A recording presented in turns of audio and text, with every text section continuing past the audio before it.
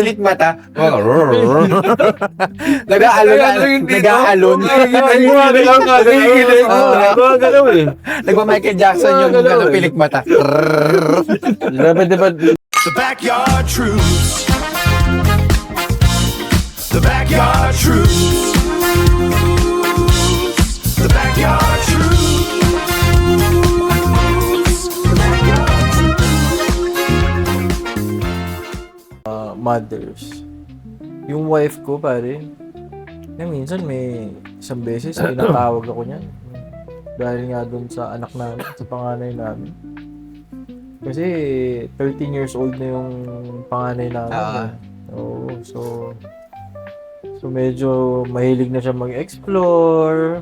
So hindi mo na alam kasi teen na eh, nagiging ano na siya eh. Tapos syempre sa school pa nila kung ano-ano yung mga ginagawa ng mga hindi ko alam. So kahit pa paano, parang nakikitaan mo na rin yung mga bata ngayon na medyo tumitigas na yung ulo, ganyan. Pero ano naman, swerte naman din kami doon sa anak namin na panganay kasi malambing pa rin kahit medyo parang minsan hindi nakikinig, di ba? Kaya minsan kinakausap din ako nung wife ko tungkol diyan na kung paano ko disiplinahin yung anak namin. Stiguin. Yung pastiguin. Hindi parang ang dating kasi kung syempre doon tayo sa nakasanayan natin eh, di ba? Ganun naman yun eh. Kung ano yung nakasanayan mo, yun yung akala mong tama. Kung ano yung upbringing mo. Kaya lang ngayon, pare, ang dating sa akin, ini-explain sa akin ng asawa ko na iba na yung generation ngayon.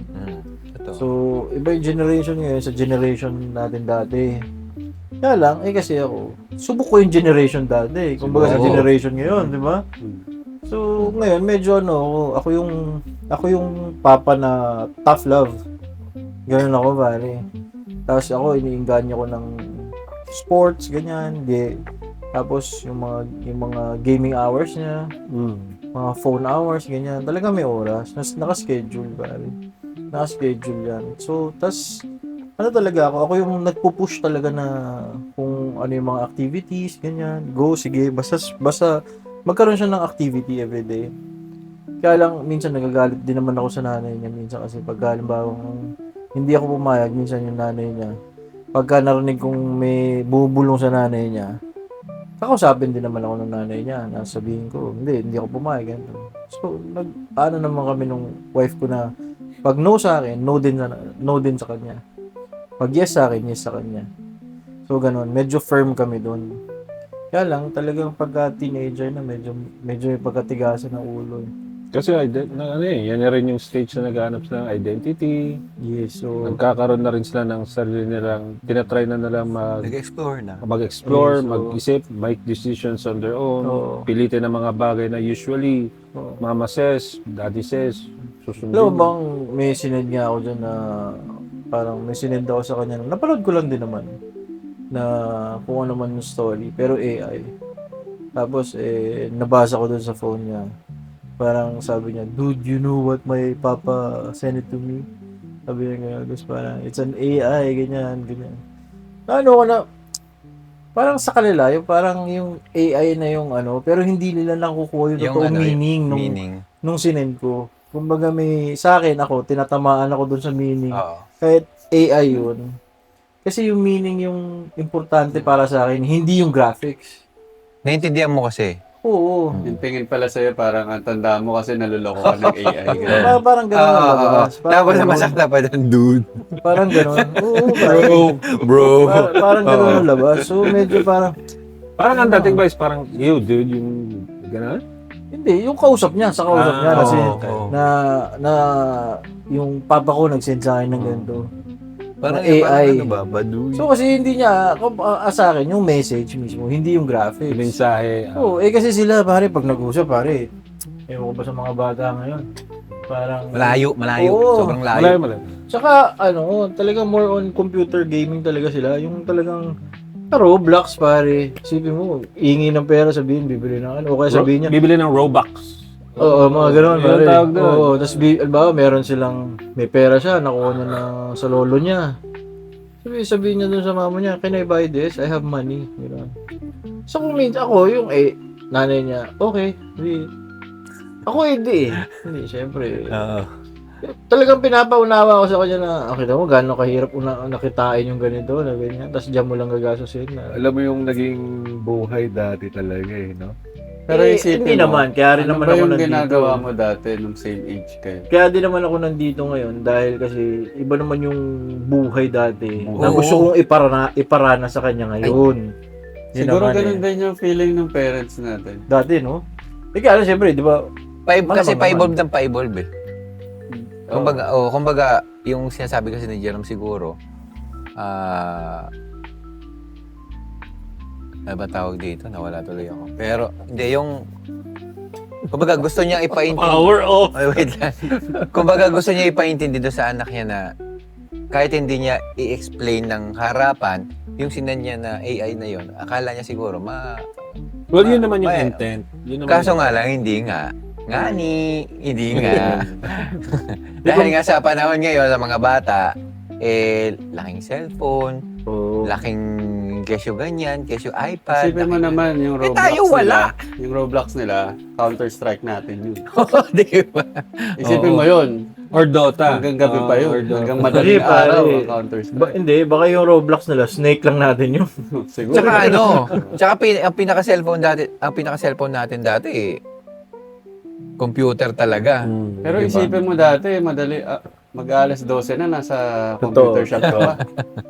Di ba parang kung ikaw yung ngayon, parang, di ka, gabi na, nasa labas ka pa, ano, diyan ka natitira. Diba? Kaya nga ako, mas pabor naman ako sa ganun. Halimbawa, sabihin mo sa akin kung nasan ka. Pero Okay kaysa yung nagpo-computer ka lang lagi buong araw, mas pabor ako na, sige, doon kaya May ako. social Ako yung interaction nagpo-push pa sa rin kanya kasi na, dati. hindi, no, kahit yung nanay niya, sabi niya, no, you go out. You have to go out, you have to, ganyan, kung ano, you need to run, you need to have an activity. Ganun, pare. Experience. Tsaka Yung- iba kasi din yung yung parang Magkaroon ng physical listahan dati na sa ano. computer shop. Oo. Order ka ng ano. Order Cup ka ng- noodles. oo. Dati kasi parang panahon natin mas madaling maka-explore eh. Kasi ang buhay natin dati revolves around actually kailangan mong lumabas. Mas mahirap nga dati kaysa ngayon eh. Kasi Oo. ngayon, one click away. Lahat eh. Oo. Makikita mo nila. Hindi sa atin nun, medyo... Kumbaga danasin mo talaga. Mm. Para Tapos gusto yun ng magulang natin na makipaglaro tayo kaysa mag-computer. Tapos parang kailangan matulog ka din. Ngayon, ang hirap patulugin. Hindi ako ganun. May oras ako sa kanya ng patulog, pare. Alam ko, nagpe-pretend lang eh. Oo. Pinapanood ko kanina, sabi ko gano'n. Tapos nakikita ko dumidilat, hindi ka makakalaro. Alam mo, wala ako rito. Nandiyan kami sa sala. Oo. Tapos pinipilit din niya matulog eh. Pinipilit din niya. Oo, kaya Tapos lang makikita may siyempre. pilit mata. Nag-aalon. Gumagalaw eh. Nagpa-Michael Jackson yung Gumagalaw eh. pilik mata. Grabe, di ba tayo, pinipili tayo matulog nung tanghali, di ba? Oo. Grabe, dapat pala natulog na Tapos ako. may chinelas. So, ngayon, kulang sa tulog. Oo, parang shit, may oras ako dati. Dati nga ang ginagawa ko. Ngayon na hanapin mo yung tulog. Dati ang ginagawa ko parang guguluhin ko pa yung buko para parang kunwari nakatulog ka. Babasahin mo yung mata mo na onti para parang ano. Parang aarte-arte Pagod pa. yung mata mo. Sarap ng tulog ko. Parang gumaganon-ganon pa ako dati. Iba talaga. Pero may ano ko eh, medyo mas tough ako eh. Kasi may one time, sabi kong gano'n, mag-aalmusal na ako. Sabi kong gano'n, nasa si Gio? Sabi sa akin, tulog ba po? Sabi ko, bakit? Hindi ako sanay ng tulog siya. 8 o'clock na yun eh. Sabi ni Yaya, Wow. 2 o'clock na po natulog eh. Bakit? 2 a.m.? Oo, nagsi-cellphone. Sabi ko, May pasok inantay ko. kinabukasan Hindi, wala. wala. Baka naman lang. Inantay ko. Time din niya. Hindi niya time yun. Alam niya yung time niya. Hindi ako ganun na wala kang pasok. Okay, play all you can. Hindi ako ganun. Inantay ko magising. Baba na. Morning pa. Morning. Ano oras kang tulog? Ba't ngayon ko lang nagising? Hindi ka salita. Sabi ko, anong ginawa mo? No phone. Sabi ko ganun for today. No phone. No computer. Hindi siya na gano'n kasi alam niya mali siya eh. Alam niya mali siya. Walang palag. Wala ba? Hindi ganun yung bata eh. Kumbaga pag sinabi mo na alam niyang may mali. Kaya lang talaga minsan kasi dahil dala na nga ng kabataan na ano rin sila na na siguro talagang gano'n, na natitempt din sila. Kasi hindi ko chinek nung gabi, natulog ako ng maaga. Domestic. Eh, hindi niya alam na may magsasabi sa akin. Eh kasi natutulog siya kasama yung yung baby namin tsaka si Yaya. So si Yaya nagsabi. So kaya gano'n, di buong araw. Tapos nung umaga, nung the next day, tinanong ko, kung may natutunan siya. Yes. Okay. Sige, binalik ko yung phone. Pwede na siya ulit mag-computer. So, kumbaga, ko muna siya. Pinapakita ko lang sa kanya kung ano yung mga bagay na Pwede at hindi. melo. Sabi ko sa kanya, imbis na kahit ako pag nagda-drive siya, sabi ko sa kanya, yung mga linya na yan sa kalsada, may batas yan, may meaning yan. Hindi yan, porket nandyan lang, design lang yan. Hindi, meron kang kailangan kahit nasa labas ka ng bahay, may batas kang kailangan sundin. Hindi lang sa loob ng bahay na May order. May order. Yun yung inaano ko sa kanya. Ikaw, Joe, lalo na sa'yo, babae. Ilan taon niya sa'yo? Kaka 4 years old lang. Ato 4 lang. Oo, nung March. Paano ba ang Daddy Joey sa isang 4-year-old na babae? Mahigpit ka? Hindi ko siguro masabing mahigpit. Pero syempre, andun yung ayokong lumaki siya ng sobrang takot sa akin. Kumbaga, gusto namin siya na ituring niya kaming tropa, best friend, na pwedeng pagsabihan din ng kung anong gusto niyang sabihin natin parang may masusumbungan or kwentuhan, parang ganon. Hindi yung parang takot na takot lang. Siguro sa akin yung pag isang beses lang ako nagsalita, yung galit na si Dada, parang ganon. Yun na siguro yun. Pero kasi mas takot siya sa mama niya. Siguro sa akin kahit gustuhin ko matapos. Babae kasi. Babae talaga. Kumbaga lalo na pag kunyari, nag-away sila ng mama niya. Siyempre ako parang, malambot. Pero minsan parang, ayoko ipakita dun sa anak ko na huwag kang iiyak. Huwag kang, pinapagalitan ka lang ng mama mo para sa iya. Parang ganon. Pero minsan naman, meron akong time na tumataas yung boses ko. Pag sobrang kulit niya, alam kong minsan mali eh. May pinagmanahan. Pero kasi, Hindi mo ba nakikita yung sarili mo sa kanya? well, Mas sa'yo nakuha. Kaya nga na doon yung parang ako talaga, parang gano'n. Kasi ang dami nagsasabi sa akin eh. Alam mo, parang ikaw, yung anak mo parang ikaw. Ulit talaga kayong mga sa paligid ko. Siguro tinatalian niya ng buhok, no?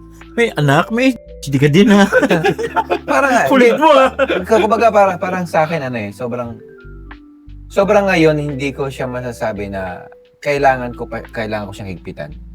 Sa yung 4 years old niya, hindi pa siguro kasi nandiyan yung makulit pa rin talaga siya eh.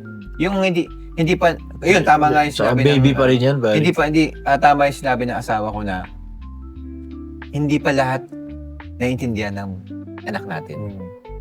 Kasi minsan parang sa akin, naiintindihan niya na yan kasi kasyo ganyan, pero hindi. Pero tama siya dun. Oo, ganun din ako eh. Tama, para sa akin, alam ko na hindi niya, pero hindi. Instinct na yan eh. Instinct ng nanay para sa anak nila, tamang-tama talaga. Accurate. Kasi hindi naman sa atin lumabas yan eh, sa kanila eh. Alam nila, tsaka babae. Diyos ko. Kaya yung pag sinabi nila na wag mo munang singhalan. Kasi minsan meron akong singhal eh, na parang, kasi, parang gano'n, parang sa anak ko, don't do that. O kaya pag kunyari, iiyak, yung, alam mong iyak-iyakan, yung parang, yung bigla na lang yung luha. Kasi ang galing eh. Sa'yo nakuha, Sa'yo nga nakuha, ikaw. Sa'yo nga. Bilang, hindi. Ganun, paano mo yung na-approach yun? Kasi maraming pera sa may ganung anak, ha? Na magaling talaga mag-iyak-iyakan. Minsan kasi malalaman mo yung totoong iyak sa hindi eh. Pero pag alam mong iyak-iyakan, sasabihin ko lang sa'yo, don't cry, you don't need to cry. English yun tol ah. Diyos ko, tol. sa mga teacher natin ng high school tsaka sa college, hindi ako natuto masyado ng English. English. Sa anak ko, doon ako natuto. Major. Ha? Major in English. Doon talaga ako natuto mag-English sa anak ko. So, Ano ko pa nagturo sa akin mag-English eh? anak mo kay Miss Rachel. Oh. Miss Rachel? Medyo. Yumama sa akin si Miss Rachel. Ang daming views. Daming views. Paano, Miss Rachel? Kuku! Kuku! Hindi, yun yung sa akin na Tapos yung, minsan, pag sinasabi ko sa kanya, enough na yan, ganyan. Minsan, no, kasi ganyan, ganon. I want to watch pa na iPad. May time na, minsan maawa ka din kasi iiyak. Yun yung sinasabi ng mga asawa natin na, hindi pa niya alam yung feelings ng umiiyak, kung ano yung iniiyak niya. Kasi, kumbaga, iiyak siya para makuha yung loob mo, parang ganon. Pero hindi niya alam na pinapagalitan mo siya at naiiyak siya kasi mali yung ginagawa mo. At parang, kumbaga, kinuhanan mo ng laruan o ng iPad, Yun yung iniiyak niya. iniiyak niya yun. Pero hindi nila alam na, tama na Yung yan. Kasi reason. Hindi nila mag-gets kaya yung makakasama purpose. yan sa mata mo. Yung reason mo kung bakit, Yung reason. Kaso, minsan tayo mga tatay parang, I think we assume too much na dapat alam mo yan. Dapat alam mo. tama yun, Oo. tama. Ako, ganyan ako. Kasi ako, guilty din ako dyan, lalo na maaga akong nagkapanganay kay Clinton, 20 years old ako.